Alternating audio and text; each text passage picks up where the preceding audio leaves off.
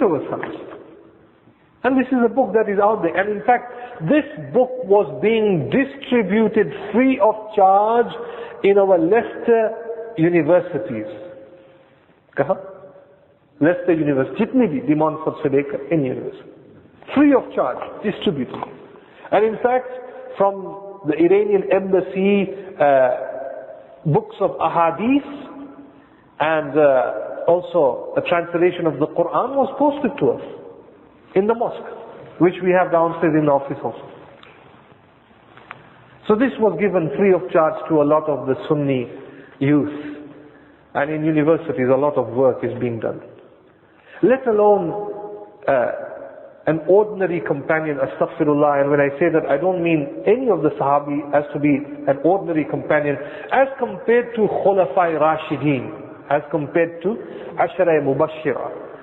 They are not pointing fingers at some of the companions that were not so famous. They were Ashab-e Kiram. But putting their finger on Hazrat Umar Farooq radiyallahu ta'ala. Hazrat Umar Farooq. And the filth that they talk about Hazrat Umar Farooq radiyallahu ta'ala an here, on page 115, it says, for example, we hear so much about Umar's justice. Umar's justice. Umar radiyallahu ta'ala, which the storytellers attributed to him. Storytellers. Look at the words. It was even said about him, you ruled with justice, therefore you can sleep. It has, and look at the lies. It has also been said that Umar radiyallahu ta'ala was buried in a standing up position so that justice would not die with him.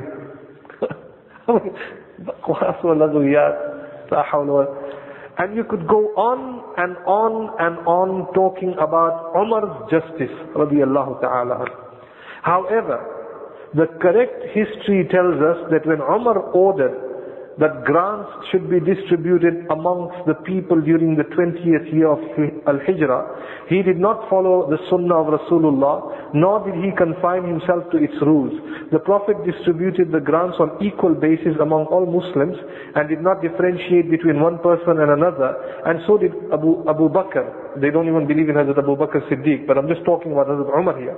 But Umar introduced a new method. He preferred the early converts to Islam to those who came later. He preferred al-Muhajirin from the Quraysh to other Muhajirin. He preferred al-Muhajirin to the Ansar and the Arabs to the non-Arabs. He preferred a free man to slave. He preferred a Mudar from the tribe of Rabi'ah. He gave 300 to the former and 200 to the latter. He also preferred Aus to Al-Khazraj. Where is the justice in all these differentiations? O people, have you minds? O people who have minds. Now this book talks about the justice of Hazrat Umar Farooq radiyallahu ta'ala, which is all laghwiyat. Just to put one incident in front of you of the life of Hazrat Umar Farooq radiyallahu ta'ala. Before, the companions had many wives. And when Islam came, they restricted the number to 4. And this is in the Quran.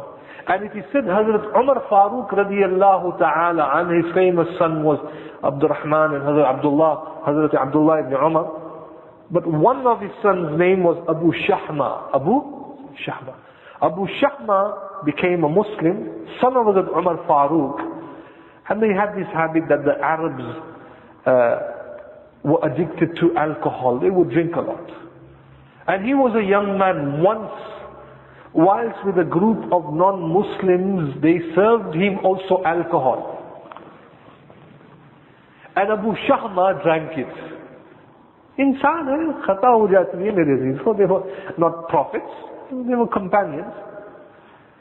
And this news was given to Hazrat Umar Farooq. This Shia Mal'oon talks about the justice of Hazrat Umar Farooq. And this is recorded in all the kutubs of Tarikh. Usdul Ghaba, this is mentioned in there.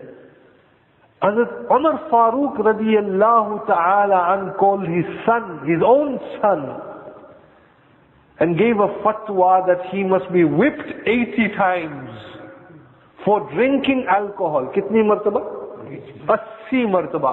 कौन बाप होगा जो अपनी सगी औलाद को इस तरीके से सजा दे? होगा भी? And if you look at fiqh, in fiqh there was no specific form given, a form of punishment when it came to drinking alcohol. But because he was the son of Hazrat Umar Farooq, to lay down a lesson, a justice for all, Hazrat Umar Farooq gave a fatwa that he must be lashed 80 times, whipped. It is said that he was, before 80 whips were completed on him, he died. He died. An injury was given to him, a severe injury at the back.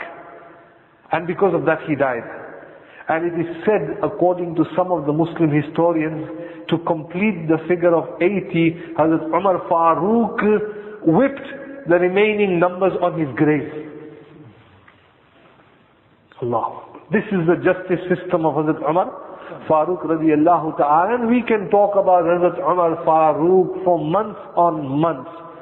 Or मैं कहता हूँ, if we talk on the seerah of Hazrat Abu Bakr Siddiq, it will probably take us one whole year to complete the seerah of Hazrat Abu Bakr Siddiq radiyallahu ta'ala. And furthermore, it talks about, it says, we also hear a great deal about the courage and physical strength of Umar. It has been said that the Quraysh feared the day when Umar became a Muslim, and that Islam became even stronger when he entered the religion of Islam. It has also been said that Allah glorified Islam with Umar, and that the Messenger of Allah did not call for Islam openly until after Umar had become a Muslim. For me to read out to you the excerpts is that so you realize, आपके ज़हन में एक बात बैठ जाए, that you get all sorts of people in this dunya and all sorts of books, and the real aqidah of the Shias. And what is the difference between Sunni and Shia? It's not about dividing anybody. It's about understanding what is the truth. But the correct historical references do not seem to indicate that courage.